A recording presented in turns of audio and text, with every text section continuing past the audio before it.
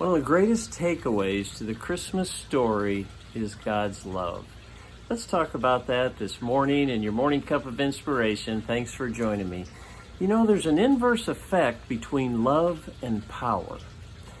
Love and power just don't seem to coexist in the world today, and I think it's quite obvious in relationships that, most counselors will tell you as soon as a couple comes into the room, they know who wants to make the relationship work and who doesn't.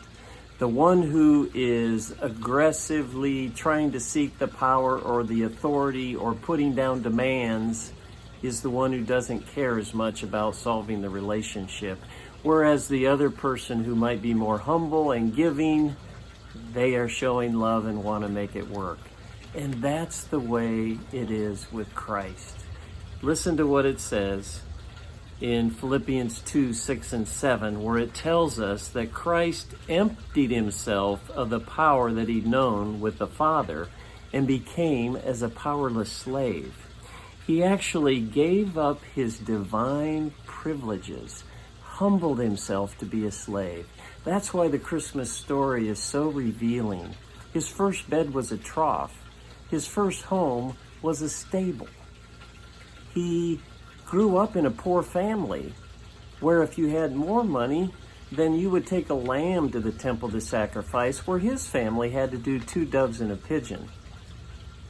So he lived in Nazareth, which was really not a place that anyone thought highly of. And then further in Christ's ministry, if you'll remember when James and John had some conflict over who should be in power or seated next to Christ, he rebuked them, because that is not what it's about. You want it? Love desires the best in others. A simple display of love can be more effective than any power or strength struggle that you would try to pursue. Listen here again to what it says in John 13, and I'll leave you with this, verse 34 and 35. A new commandment I give to you, that you love one another. Even as I've loved you, that you also love one another. And get this, by this all men will know that you're my disciples and you have love for one another. So at this Christmas time, as we celebrate Christ coming through love for us, giving up his power, not having any authority within himself, let's do that for others today.